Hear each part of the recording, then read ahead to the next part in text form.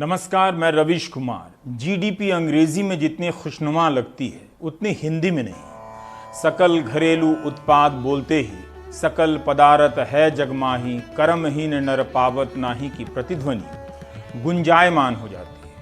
भारत की राजनीति में भाषणों का स्तर 10वीं कक्षा की चल दमयंती चल वैजयंती वाद विवाद प्रतियोगिता से ऊपर नहीं उठ सकता है। चल दमयंती चल वैजयंती वाद विवाद प्रतियोगिता में ट्रॉफी एक ही होती है, विजेता कोई भी हो मिलेगी वही ट्रॉफी। अगर आप बीच में संस्कृत के श्लोक पढ़ दें, ना खुद मतलब पता हो ना जनता के बीच अधिकतर को पता हो, तब आपके पांडित्य का प्रभाव दीर्घकालिक पड़ता है। पांडित्य का प्रभाव अगर बढ़ाना है तो अर्थ की तरफ कम, ध्वनि की तरफ ज्यादा ध्यान दिया जाए। आग्रह है कि टीवी की आवाज बढ़ा लें।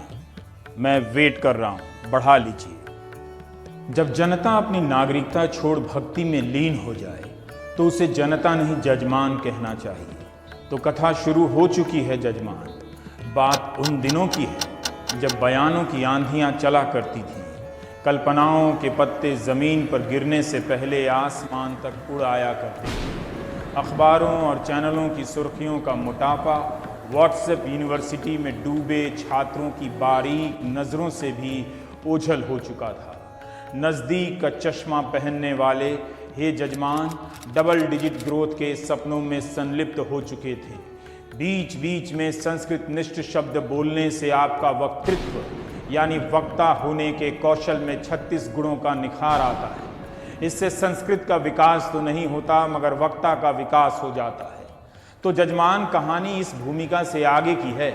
प्रगतिशील प्रखर विवेकशील दूरदृष्टा पीयूष गोयल नामक मंत्री के उन बयानों को पूर्व दीप्ति यानी फ्लैशबैक में देखने की उत्सुकता मन मस्तिष्क में कोलाहल कर रही है। 18 जून 2018 को पीयूष गोयल का यह बयान पाठकों ने पढ़ा ही होगा कि 2019 की आखिरी तिमाही में जीडीपी की दर 10% हो जाएगी। 10% यानी डबल डिजिट। युग्मित संख्या के विकास दर से युग परिवर्तन की आहट का अंदाजा मंत्री जी को जून 2018 में ही हो गया था। जब 2019 शुरू हो गया तो पाठकों ने समाचार पत्रों में पढ़ा कि मंत्री जी कह रहे हैं कि वित्त वर्ष 2020 में जीडीपी के 7.5% रहने की उम्मीद है। बयानों में ही हिंदी में सकल घरेलू उत्पाद और अंग्रेजी में जीडीपी 2.5% कम हो गई। 2019 की आखिरी तिमाही में किसी ने 10% वाली जीडीपी नहीं देखी। ना ही मंत्री जी ने कहा कि उनका अनुमान गलत क्यों निकला। 2020 की जीडीपी भी 7.5% नहीं रही, 4.2% आ गई। प्रश्न यथोचित है कि इन बयानों से पहले किन तथ्यों का पूर्वालोकन किया जाता है। ऐसी हिंदी जरूरी है ताकि जनमानस पर आपका गहरा प्रभाव पड़े। वक्ताहीन नेतृत्व से वंचित नेता और समाज को लगे कि वक्ता आ गया है। कल्पनाएं पत्तों की तरह उड़ रही हैं, आंधियों की पीठ पर सवार हवाएं सीटियां बजा रही हैं। 2 जून को आंग्ल भाषिक समाचार पत्र में मंत्री जी कह रहे हैं इंडियन एक्सप्रेस में कि कोविड का असर कुछ भी नहीं होगा, भारत की इकोनॉमी $5 ट्रिलियन का लक्ष्य हासिल कर लेगी। याद दिलाया ताकि पता चले कि पीयूष गोयल जीडीपी पर बोलते रहे हैं, ताकि आप यह न समझें कि -24% जीडीपी पर बोलना उनका काम नहीं है। Now let's feel the silence. अब टीवी की आवाज कम कर लीजिए। जीडीपी गिरती रहती है, बढ़ती रहती है, परंतु ऐसा भी क्या कि सिर्फ चढ़ने की संभावनाओं पर ही बयान हो, जब गिर जाए तो चुप्पियों का मैदान हो। चपल चंचल चीखत चिल्लाहट एंकरिंग युग में अर्थतंत्र की नित घबराहट की कथा कैसे कहूं प्रभुवर जजमान। नोटबंदी के समय जीडीपी को लेकर क्या कहा गया था। 4 दिसंबर 2016 को पीयूष गोयल का ट्वीट है कि नोटबंदी का असर जीडीपी के ग्रोथ में दिखेगा। अगले दिन फिर ट्वीट करते हैं कि नोटबंदी से नकदी लेन देन बढ़ेगी और जीडीपी बढ़ेगी। 2017-18 की तिमाही में भारत की जीडीपी 7.8% हो गई थी। तब पीयूष गोयल ने ट्वीट किया था कि इंडिया ऑन फास्ट ट्रैक, 2018-19 की पहली तिमाही में जीडीपी 8.2% हो गई थी। पीयूष गोयल ने हैशटैग लगाया था न्यू इंडिया न्यू मोमेंटम। 1 सितंबर 2018 अंग्रेजी के इस ट्वीट में कहा गया है कि elephant starts running, Q1 GDP growth soars to 9 quarter high of 8.2%, यानी हाथी ने दौड़ना शुरू कर दिया है। 1 फरवरी 2019 को बजट पेश करते हुए पीयूष गोयल ने कहा था कि भारत दुनिया की अर्थव्यवस्था के ब्राइट स्पॉट की तरह देखा जाने लगा है। 10 सितंबर 2019 को वित्त मंत्री निर्मला सीतारमण ने अच्छा बयान दिया कि जीडीपी का गिरना और चढ़ना विकास का हिस्सा है, पार्ट ऑफ ग्रोथ। बिल्कुल ठीक बात है, तभी तो मैं यथोचित प्रश्न कर रहा हूं कि अभी जब -24% हुई है तो कम से कम बोलना चाहिए जिससे लगे कि गिरना भी उसी विकास का हिस्सा है। 1 फरवरी 2020 को बजट पेश करते हुए निर्मला सीतारमण ने कहा था कि जो ट्रेंड है उन्हें देखते हुए हमने वर्ष 2020-21 के लिए जीडीपी की अनुमानित नॉमिनल ग्रोथ 10% आंकी है। 28 दिन बाद कहती हैं तीसरे क्वार्टर की 4.7% की विकास दर का मतलब है कि इकोनॉमी में दम है। हम वापस युग्मित संख्या अर्थात डबल डिजिट का ग्रोथ पालेंगे। लेकिन इन चुप्पियों के पीछे की बात समझ नहीं आ रही है। हम समझते हैं कि राष्ट्रभक्ति के सामने रोजगार का मुद्दा चिनिया बादाम का मुद्दा है जिसे लोग आधा खाते हैं आधा गिरा देते हैं। But then they need some assurance कि जो परीक्षा दी है उसकी नौकरी मिलेगी कि नहीं, क्यों नहीं मिल रही है। अभी आपने देखा कि लाखों की संख्या में मां भारती की संतानें ट्विटर पर ट्वीट करती रहीं कि रेलवे की जो परीक्षा हो चुकी है, रिजल्ट आ गए हैं सहायक लोको पायलट की, उसकी ज्वाइनिंग का संकल्प हो जाए। The revolution was tweeted. मंत्री जी ने संकल्प पत्रक पर पुष्प अक्षत तो दूर बयान तक नहीं दिया कि चिंता ना करो मां भारती की संतानों, हमारे रहते ज्वाइनिंग हर हाल में होगी। उन्हीं का एक पुराना बयान था संसद में कि उनकी सरकार के रहते रेलवे का प्राइवेटाइजेशन नहीं होगा। रेलवे की एनटीपीसी की परीक्षा के फॉर्म भरकर अपनी बेरोजगारी का हरण करने का प्रण लिए बैठे नौजवान मंत्री जी से परीक्षा की एक तारीख की घोषणा ना प्राप्त कर सके। ट्विटर पर भारत के नौजवानों की इतनी बड़ी हार कभी नहीं हुई थी। जिस ट्विटर और फेसबुक से न जाने कितनी चुनावी जीतों को मैनेज किया गया दुनिया में, उस ट्विटर पर अपनी हार को भारत की ये जवानी अपनी कहानी कहां लिखेगी। प्रियंका गांधी की ट्विटरत राजनीति भी इनकी हताशाओं के शोर में खो जाती है। राष्ट्र की प्रगति के लिए उन्मुख छात्र विमुख रह जाते हैं। डर से लाइक बटन पर हाथ ना लगाते हैं कि कहीं निष्ठा पर प्रश्न ना हो जाए। पराजित युवाओं के लिए क्रांति फिल्म के गाने की एक पंक्ति प्रेरणादायक हो सकती है, वो जवानी जवानी नहीं जिसकी कोई कहानी ना हो। प्यार का सुंदर गाना ही इंसान को सुंदर बनाता है। You know what I mean. हम सभी छात्रों ने अभी 1 सितंबर को ग्रैंड टोटर कैंपेन आयोजित किया था। SSC CGL 2018 tier 3 descriptive paper के रिजल्ट के जो पेंडिंग पड़ा है पिछले 8 महीनों से उसकी तारीखों के लिए, और ये टोटर कैंपेन काफ़ी सक्सेसफुल रहा। और उसी शाम को एसएससी के द्वारा हमें यह सूचित किया गया कि एसएससी सीजीएल 2018 टीयर 3 का रिजल्ट 4 अक्टूबर को आ जाएगा। परंतु हालांकि वह टोटर कैंपेन जो उसका उद्देश्य था उसकी पूर्ति करने में वह सफल रहा, परंतु इसके अतिरिक्त छात्रों की एसएससी से कई सारी मांगें अभी भी शेष हैं, जैसे रैंक लिस्ट का मुद्दा, जैसे वेटिंग लिस्ट का मुद्दा, तथा एसएससी में एक ऐसी अथॉरिटी हो जिसके द्वारा छात्र अपनी समस्याएं, अपनी ग्रीवेंसेस डायरेक्टली उस अथॉरिटी तक रख पाएँ और एसएससी उनको टाइम बाउंड मैनर में सॉल्व कर सके। बच्चा एग्ज़ाम का फॉर्म भरने के बाद इंतज़ार करता रहता है कि कब मेरी एग्ज़ाम होगा, एग्ज़ाम हो जाता है तो रिजल्ट नहीं आता, रिजल्ट आता है तो ज्वाइनिंग नहीं होती है। तो पूरा फ्रॉम स्टार्ट टू एंड जो इसको सॉल्व करने का एक प्रयास है वो है आपका स्पीकअप कैंपेन, और इसके थ्रू ये मांग की जा रही है कि परीक्षा व्यवस्था में इस तरह का सुधार किया जाए कि समयबद्ध तरीके से परीक्षा हो, और अगर समयबद्ध तरीके से परीक्षा नहीं हो रही है तो जो भी इसके लिए रिस्पॉन्सिबल हैं उनके ऊपर जुर्माना भी लगाया जाए, ताकि एक इंटेंट दिखे सरकार का कि बच्चों को वाकई में सरकारी नौकरियां देनी है और वो इस एग्जाम्स की मन से तैयारी करें, ना कि इस पे चिंतित रहें कि हमारा कितने साल बाद ज्वाइनिंग होगा।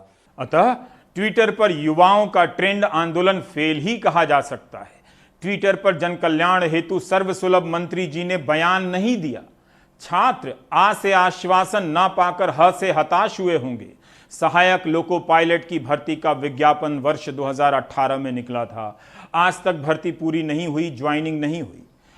अप्रैल 2019 में नॉन टेक्निकल पॉपुलर कैटेगरी का फॉर्म भरकर छात्र बैठे हैं। तब से कुछ तो कहना चाहिए मंत्री जी को, है कि नहीं?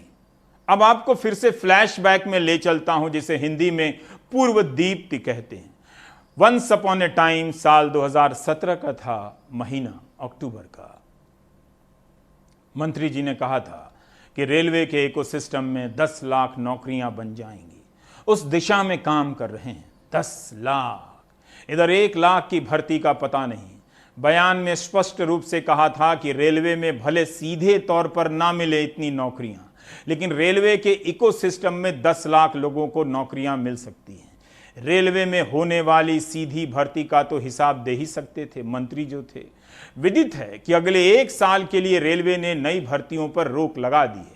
कौन यह प्रश्न पूछे कि हम कैसे जांचें कि रेलवे के इकोसिस्टम में 10 लाख में से कितनी नौकरियां बनी हैं? या ये बयान भी जीडीपी वाला बयान की तरह था? रेलवे के अफसर और कर्मचारी प्राइम टाइम कहीं छिपकर तो नहीं देखते हैं? I mean just asking buddy, don't worry, I can see the time we are living in. Sanskrit तत्सम हिंदी, हिंदी उर्दू और अंग्रेजी का लुत्फ एक प्राइम टाइम में। माय माय, बचा ही क्या है देखने को, और देखकर करना भी क्या है। कथा आगे बढ़ रही है। जजमान, नागरिक अब जजमान ही तो हैं, अब जनार्दन नहीं रहे। ऐसी सूत्र पंक्तियां बड़ी बड़ी यूनिवर्सिटी के प्रोफेसरों को जीवन बिताने के बाद मिलती हैं। मैं अपनी तारीफ में क्या ही कहूं। आखिर जीडीपी पर बयान क्यों नहीं आए? ऐसा तो नहीं कि जीडीपी कभी नहीं बढ़ेगी, और अगर बढ़ गई तब भी मंत्रीगण चुप रहेंगे आज की तरह। लोकहित का कार्य बड़ा कठिन है, डगर है न पनघट है। इन पंक्तियों के भावार्थ 20 साल बाद आने वाले युग के लिए संरक्षित हैं। आप सोच रहे हैं कि मैं कौन सी हिंदी बोल रहा हूं। यही वो हिंदी है जिसे बोलकर 10वीं क्लास में छात्र पुरस्कार प्राप्त करता है और चुनावों में विद्वता का अलंकार पाता है। स्कूलों और कॉलेजों के हिंदी विभागों द्वारा गढ़ी गई भारत के मानस की यही वाचन और भाषण आधुनिक शैली है। आइए प्रस्थान करते हैं, यानी कैमरा अब एंकर के श्रीमुख से विमुख होता है।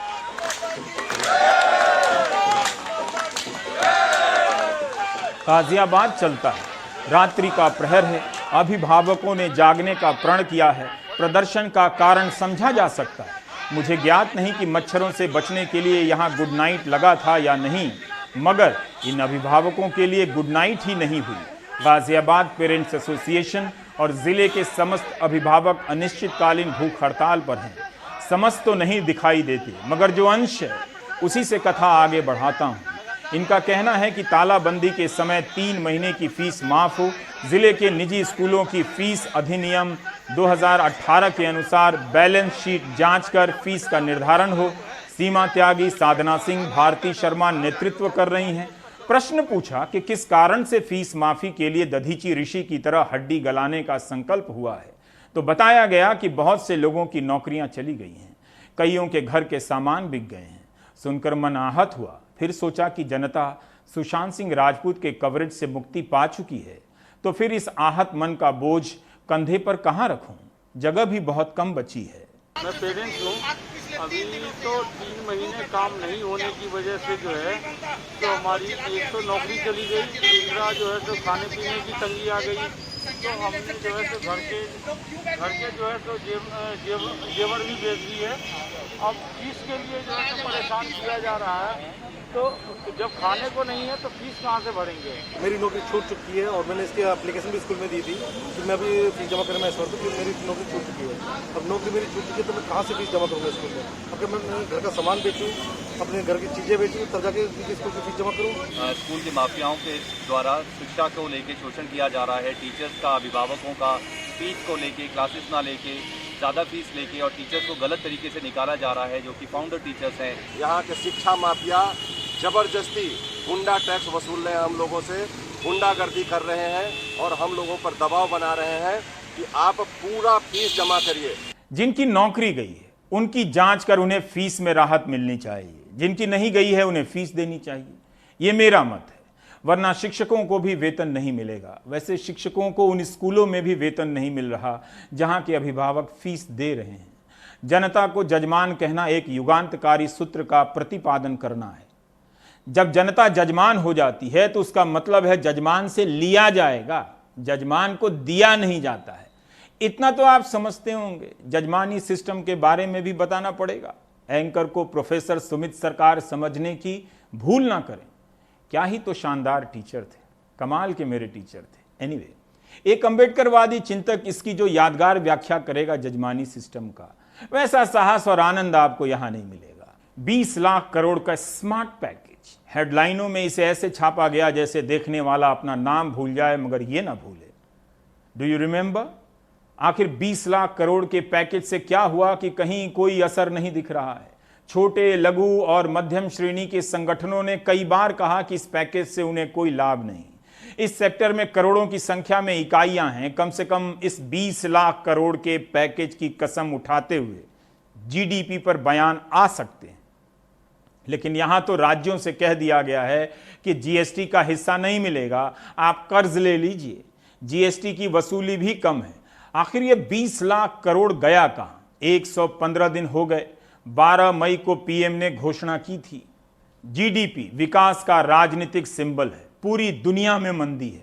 कई देशों में सरकारों ने माना है कि मंदी है, रिसेशन है।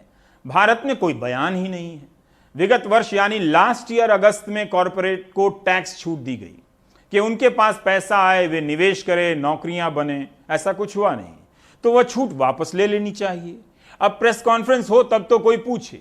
जब कॉरपोरेट के पास सैलरी देने के पैसे नहीं हैं, निवेश के पैसे नहीं हैं, तो ये कौन सा कॉरपोरेट है जो निजीकरण का लाभ उठाने वाला है? जो अपनी कंपनी नहीं चला पा रहा, वो दूसरों की कंपनी कैसे चलाएगा, खरीदेगा? क्या यह पाठ्यक्रम का विषय नहीं होना चाहिए? 20 जुलाई 2020 का पीयूष गोयल का बयान है। कहते हैं सरकार का प्लान है कि मॉडर्नाइज किए गए ट्रेन स्टेशनों को प्राइवेट सेक्टरों को नीलाम कर दिया जाए। नीति आयोग के सीईओ अमिताभ कांत ने 23 जुलाई 2020 को लिखा था कि कोल सेक्टर का निजीकरण करने से भारत के विकास की दिशा ट्रांसफॉर्म हो जाएगी। तो अभी तक क्यों नहीं किए? 24 अगस्त 2020 को एसबीआई के चीफ कहते हैं कि कुछ पब्लिक सेक्टर बैंक का निजीकरण करने से बैंकिंग सेक्टर को कोई नुकसान नहीं होगा। 1 सितंबर 2020 की टाइम्स ऑफ इंडिया की रिपोर्ट है कि केंद्र वन क्षेत्र में प्राइवेट सेक्टर की भागीदारी पर भी विचार कर रहा है। अब जंगल भी।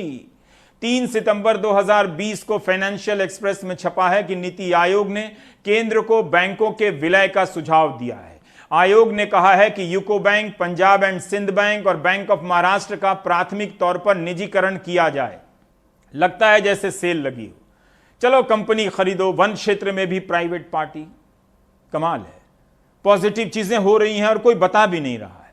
बैंक का निजीकरण होगा। बैंक के वो अफसर भी चुप हैं जो व्हाट्सएप यूनिवर्सिटी में बड़े मुखर थे, खोए हुए थे।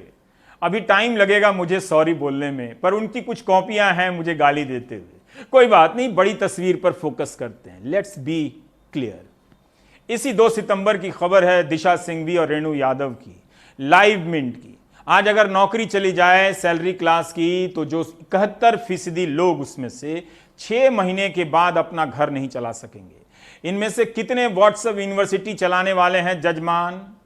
मैं उसमें नहीं जाना चाहता, मगर आप बताइए, अगर किसी के सामने ऐसा अर्थ संकट हो तो क्या उस पर बात नहीं करनी चाहिए? इन जजमानों को सहारा नहीं देना चाहिए। इनके तनाव की कल्पना मात्र से त्वचा की ऊपरी परत पर सिहरन हो जाती है। 31 अगस्त 2020 के अपने संपादकीय में इंडियन एक्सप्रेस में एक बात कही गई है। जजमान ध्यान दें, आप अब जनता नहीं हैं, जजमान हैं। भारतीय रिजर्व बैंक के गवर्नर शक्तिकांत दास ने बैंकों को चेतावनी दी है कि वे जोखिम लेने से न कतराएं।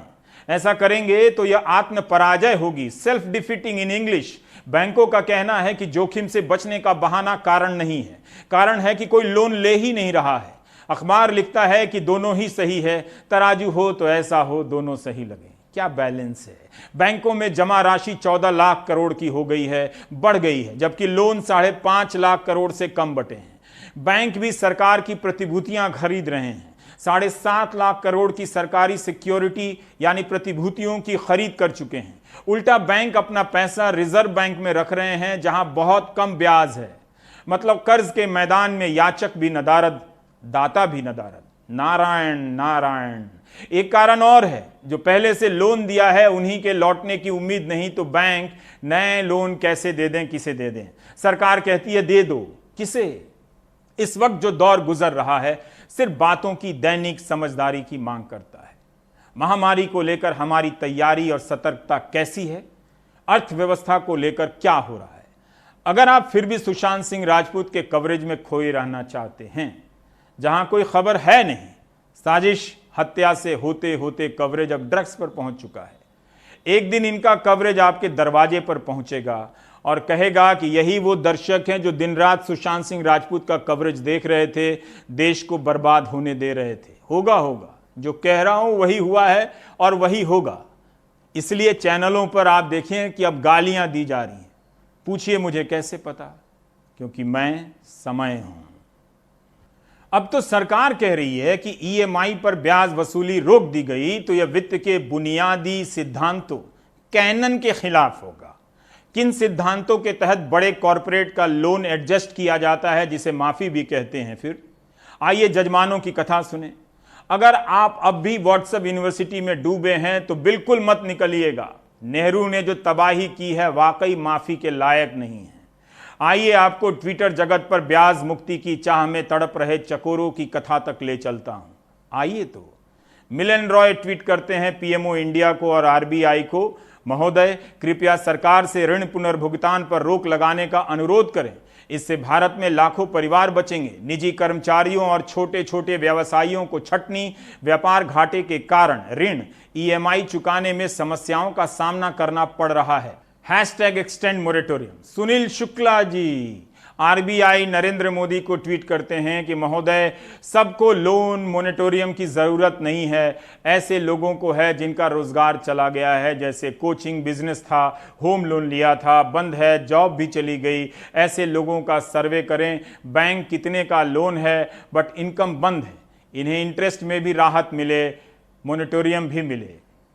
प्रशांत पांडे जी भी ट्वीट कर रहे हैं नरेंद्र मोदी और आरबीआई, होम लोन, एचडीएफसी को, वित्त मंत्री को, लिख रहे हैं कि सर आपसे निवेदन है कि कृपया करके मोरेटोरियम की अवधि दिसंबर तक बढ़ा दीजिए, क्योंकि देश में बेरोजगारी की बहुत बड़ी समस्या उत्पन्न हो गई है। इस कारण से दिसंबर तक होम लोन को आगे बढ़ाया जाए हुजूर। शिवगुप्ता ट्वीट करते हैं आरबीआई गवर्नर को भी, महोदय जी बैंक का मोरेटोरियम दिसंबर 2020 तक बढ़ाने का कष्ट करें।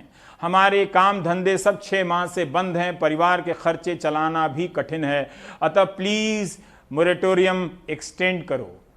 सुधीर मिश्रा जी ये भी परेशान है, अब इस महीने से लोन की ईएमआई भी जमा करनी है, लेकिन काम पूरी तरह से ठप है। आपसे निवेदन है कि सब कुछ पहले जैसे चालू करें, जिससे हम जैसे लोग अपना जीवन यापन कर सकें, क्योंकि अब कोरोना से नहीं बल्कि आर्थिक तंगी से जान ज्यादा जा रही है।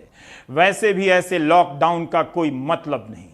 अमित कुमार पांडे जी प्रधानमंत्री को ट्वीट कर रहे हैं, रक्षा मंत्री को ट्वीट कर रहे हैं, वित्त मंत्री निर्मला सीतारमण के दफ्तर को ट्वीट कर रहे हैं, लिख रहे हैं वित्त मंत्री जी के ऑफिस से किसी भी ट्वीट का जवाब तक नहीं आता। बैंकिंग सेक्टर ने मोरेटोरियम का मजाक बनाकर रख दिया है। चंदन राजपूत आरबीआई को टैग कर लिखते हैं, श्रीमान गवर्नर महोदय जी हम लोग तो ठहरे मजदूर आदमी, हमको यह भी नहीं पता रेपो रेट क्या होता है। हमने ऐसा सुना है कि आरबीआई ने रेपो रेट 2 बार घटाया है, पर साहब हमारे फाइनेंस कंपनी ने तो 3 ईएमआई को 9 ईएमआई बना दिया है बड़ा करके। मॉरेटोरियम जब ये आया कोरोना के कारण, जब आरबीआई ने फैसिलिटी दी कि मॉरेटोरियम ऐसा एक फैसिलिटी है जिससे कस्टमर को फ़ायदा होगा, तो मैंने एनबीएफसी बैंक जो श्री इक्विपमेंट फाइनेंस है, मैंने उनको लेटर लिखा, मॉरेटोरियम के लिए अप्लाई किया, मॉरेटोरियम आ गया। वो भी काफ़ी कंप्लेंट करने के बाद, आरबीआई का एक ऑनलाइन वेबसाइट है उस पर मैंने कंप्लेंट करने के बाद, मेरी कंप्लेंट रेज करने के बाद ही मुझे मॉरेटोरियम मुझे दिया गया है। उसके बावजूद अभी जो EMIs ये कोरोना के कारण सारा इंडिया नहीं, सारा देश, सारा वर्ल्ड पूरा परेशान है कोरोना के कारण। तो इस करके अभी बिज़नेस भी नहीं हो रहा है, और इस पर ये जो इंटरेस्ट जो डाल रहे हैं ये भी गलत है। हम EMI नहीं बन सक रहे क्योंकि जो कोरोना के कारण। तो मेरी एक ही रिक्वेस्ट है कि ये interest on interest wave of हो। मैंने पिछले साल प्राइवेट कंपनी का लोन लिया था और कोविड-19 में वो लोन की किस्त मैं चुका नहीं पा रहा हूँ। प्राइवेट कंपनी के लोग मेरे को फ़ोन करते हैं, मेरे घर पे आते हैं और लोन का हफ्ता किस्त मांगते हैं और दंड ब्याज भी भर दो ऐसा बोलते हैं। मेरे को बहुत तकलीफ़ हो रही है। पैंडेमिक के वजह से मेरे खेत में भी कुछ नहीं है और अभी भी मैं कुछ बुआई नहीं कर सकता क्योंकि मेरे पास कुछ है ही नहीं। मेरे पास मेरा खुद का जीना मुश्किल हुआ है। Punjab Maharashtra corporation PMC bank के मामले में क्या हुआ था अब आपको याद नहीं होगा। बस दुआ कीजिए कि आपके साथ ऐसा ना हो।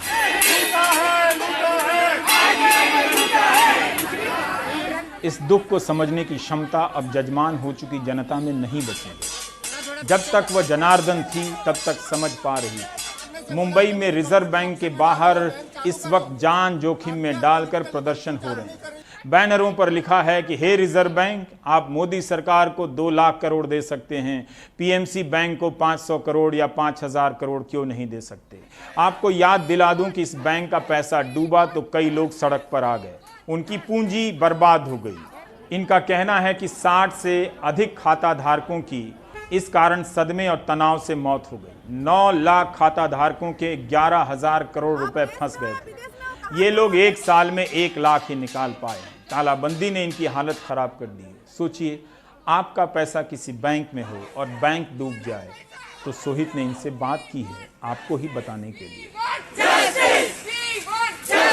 11 महीना 10 महीने से हम कैसे बिता रहे हैं, जिंदगी कर रहे हैं, कुछ हम लोग को नहीं पता है। मेरी लड़की की कैसी जिंदगी बीत रही है पता नहीं। मेरे लड़के को फिट आ रहा है, मेरे लड़के की तबीयत खराब है, मैं कहाँ लेके जाऊँ? जहाँ जाऊंगी वहाँ तो सब पैसे मांगेंगे ना, मैं कहाँ से पैसे ला कर दूँ? कोई मुझे 1500 रुपए ही देगा ना। मेहनत के पैसे हमारे वापस करो, हमारे पैसे वापस करो। सर परेशानी अभी आप समझ लो 2 की जगह आधी रोटी खा के गुजारा करना है, वैसे कॉम्प्रोमाइज़ करनी पड़ रही है ज़िंदगी से। तो मैं बोलना नहीं चाहता, इतनी दिक्कत में हम लोग अभी। मुझे भी ब्लड प्रेशर की मेरी मेडिसिन आती हैं, कम से कम हमारी दोनों की मिला के 3000 की 2500 की महीने की मेडिसिन आती हैं, जो कि अभी हम मेडिसिन जो ब्लड प्रेशर की बंद नहीं करनी है, महंगी है, तो अभी अल्टरनेटिव ड्रेस लेनी चालू कर दिया। तो एक रिस्क है अपनी जान का, बट अभी क्या करें। मैं तो कहूँगा कि मैं कोरोना का शुक्रगुजार हूँ कि जब से कोरोना हुआ तो हमें गुरुद्वारों से 3 महीने तक राशन मिला। 3 महीने तक हमने गुरुद्वारों से राशन खाया, गुरुद्वारों की सपोर्ट से हमने ये किया। अब वो बंद हो गया है और अब हमें खाने के लाले पड़े हुए हैं। पिछले 4 दिन से हम लोग खिचड़ी खा रहे हैं और एक खिचड़ी भी कितने दिन तक खाएंगे। और मेरे को अपनी लड़की की फ़ीस भरनी है। वो लड़की मेरी B.Ed कर रही है गांव में, उसकी कम से कम 50,000 रुपये फ़ीस है। वो मैं पैसे कहाँ से लाऊंगा? मेरे पे स्किन में इन्फेक्शन आते जा रहे हैं, उसकी मैं ट्रीटमेंट नहीं करवा पा रहा हूँ क्योंकि मेरे पास पैसे नहीं है। क्योंकि अभी खाने के लिए पैसे नहीं है तो कहाँ से लाएँ? कभी चप्पलें टूट जाती हैं, कभी कपड़े फट जाते हैं, हम कहाँ से लाएँ? ये छोटी छोटी चीज़ें ज़रूरत की। और किराए के घर में हम रहते हैं, कभी मकान मालिक भी हमको गाली देता है कि है ना, आप किराया कब भर रहे हो, किराया कब भर। हमारा पैसा, हमारी मेहनत का पैसा, पूरा पैसा हमें वापस चाहिए। हम 12 महीने से मर रहे। यस बैंक को 13 दिन में निकालते हो और हमारा क्या? अगर कोऑपरेटिव बैंक से आपको इतनी परेशानी है तो कोऑपरेटिव बैंक बंद करो। सिर्फ GDP की बात नहीं है, कोविड के कारण सूचना संसार सिकुड़ रहा है। आए दिन पत्रकारों की नौकरियां जा रही हैं, उनकी भी जिन्होंने प्रभु के गुणगान में कोई कमी नहीं छोड़ी, उनकी भी जो नित्य पूजा अर्चना से दूर रहे। हमारे मित्रों की भी नौकरियां जा रही हैं। हर दिन किसी ना किसी के घर में अंधेरा छा रहा है। चैनलों पर जारी अश्लीलता आपके समाज में कैसे स्वीकार्य है, मैं इसे लेकर किसी को शर्मिंदा नहीं करना चाहता। पत्रकारिता की मृत्यु का शोक अब छोड़ दीजिए। मृत्यु का ऐलान बार बार नहीं किया जाता। जनता अब जनार्दन नहीं रही, जनता अब जजमान है। नारायण नारायण। सरकार की चुप्पी खलती है। पंचतंत्र का श्लोक याद आ रहा है, जिसका मकसद आपको सिर्फ प्रभावित करना है वक्ता की तरफ से। इससे अधिक की इच्छा है तो खुद ही अर्थ पता कर लें। आत्मनो मुखदोषेण बध्यन्ते शुकसारिका वकास्तत्र न बध्यन्ते मौनम सर्वार्थ साधनम पंचतंत्रम 4.48। चराचर जगत के चराचर नियमों का अध्ययन कीजिए, खुद को प्राप्त करें जजमान, खुद को प्राप्त करें जजमान। जगत कल्याण के इन्हीं आशीर्वचनों के साथ प्राइम टाइम में ब्रेक का वक्त बजा चाहता है। जिन्हें बोलना है बोल रहे हैं। दिल्ली दंगों में 53 लोगों की हत्या हुई, मगर पुलिस उन हत्यारों तक पहुंचने के बजाय उन लोगों तक पहुंच रही है जो नागरिकता संशोधन कानून का विरोध कर रहे हैं। ब्रेक के बाद इस पर बात।